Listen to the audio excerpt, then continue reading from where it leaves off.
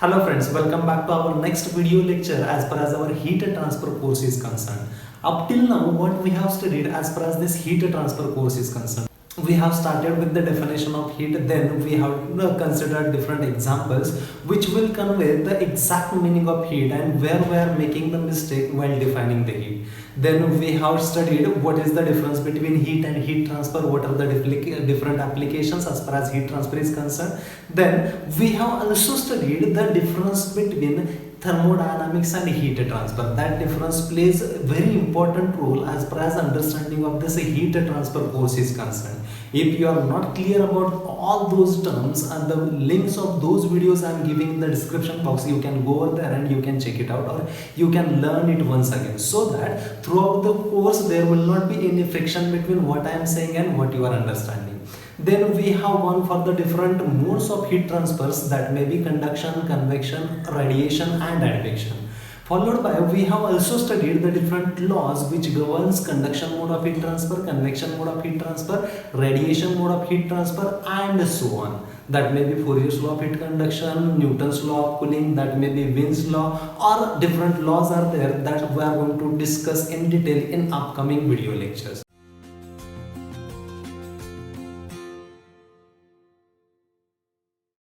Now in today's lecture, what we are going to do, we are going to study very important term that is called as a thermal conductivity.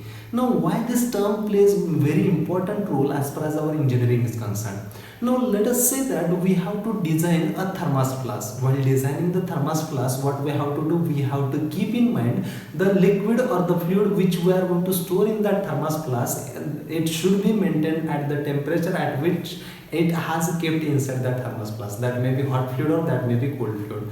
And in order to have that temperature sustainability for maximum or longer time, what we have to do, we have to check that ability of that material to conduct the heat, and that is nothing but the thermal conductivity. And this is also the very first definition as per as our thermal conductivity is concerned. And what that definition is, simply it is nothing but ability of a material to conduct the heat. This is nothing but what? Thermal conductivity. This is the very first definition, or we can say it as a very basic definition as far as this thermal conductivity is concerned. But we are knowing that from Fourier's law of heat conduction we have derived something. Okay? While studying the conduction mode of heat transfer in detail, we have discussed this law, what is Fourier's law. If you have missed that video lecture, you can go in the description box and you can check it out. Now what that law states? That law states heat transfer rate per unit area is directly proportional to temperature gradient, that is dt upon dx. Now in order to remove this proportionality sign, what we have done? We have simplified this equation as heat transfer rate per unit area is equal to K into dt upon dx, where this K is nothing but what? Constant of proportionality, and we are calling it as thermal conductivity. Okay? Now you might be clear with the first definition, that is ability of material to conduct the heat. Now from this equation, let us derive the second definition as far as our thermal conductivity is concerned. Now can we rearrange this equation and can we have the value of K? So let us go ahead and calculate value of K, that is equal to Q upon A multiplied by dx upon dt. Okay? Now let us assume that what we are going to assume, area is 1 meter square, this unit thickness is 1 meter, and this temperature difference is nothing but 1 degree Celsius. By assuming all these values, now let us define this value of thermal conductivity. Thermal conductivity is nothing but what? The heat transfer rate per unit area through unit thickness having unit temperature difference. I will redefine once again for you. This thermal conductivity K is nothing but heat transfer rate per unit area. Okay? Heat transfer rate per unit area through unit thickness having unit temperature difference. This is nothing but what? Second definition as per as our thermal conductivity is concerned. Now let us say that we are going to consider the pure metals. Okay, as we are going to consider pure metals, its thermal conductivity value is much higher.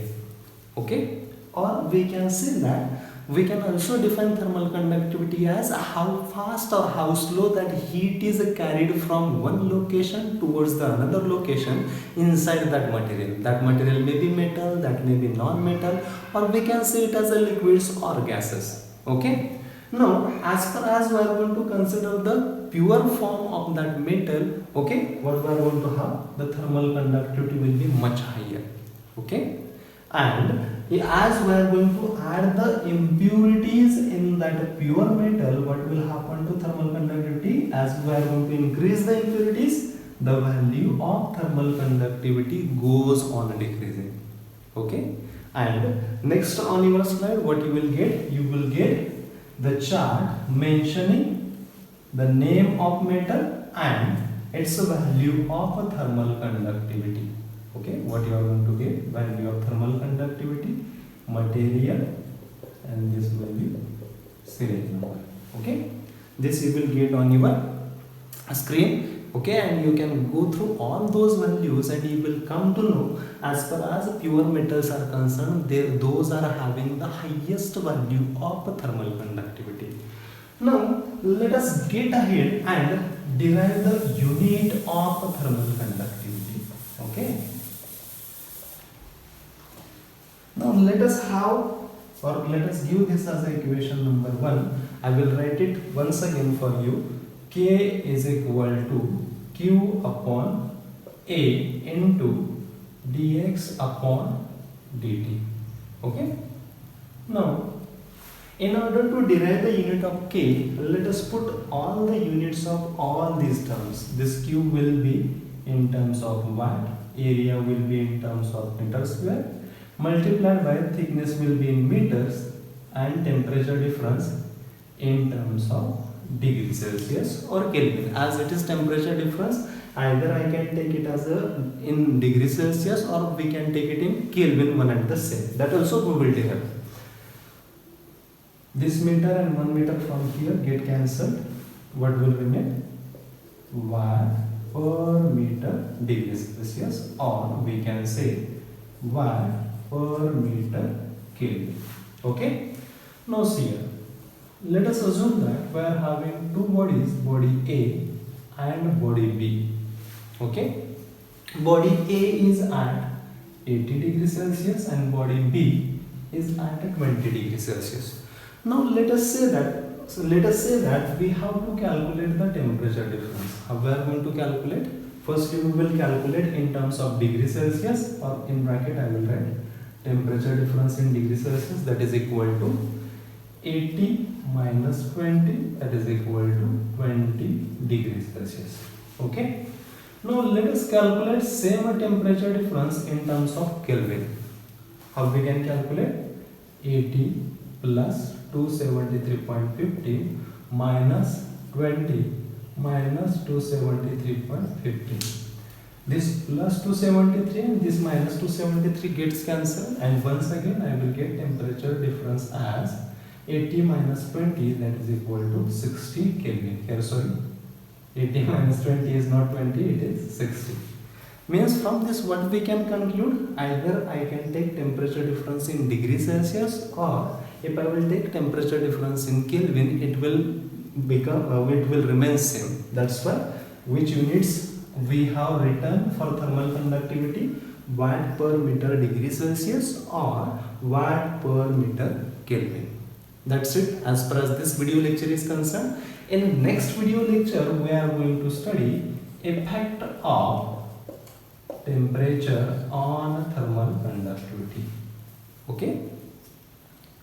In next lecture, we will study the effect of temperature on thermal conductivity, or in simple words, we can say that if I will increase the value of temperature, what will happen to the value of thermal conductivity, and similarly, if I will decrease the value of the temperature, then what will happen to the value of thermal conductivity. See you at the next lecture. Thank you so much all of you for connecting with us. Have a great day ahead.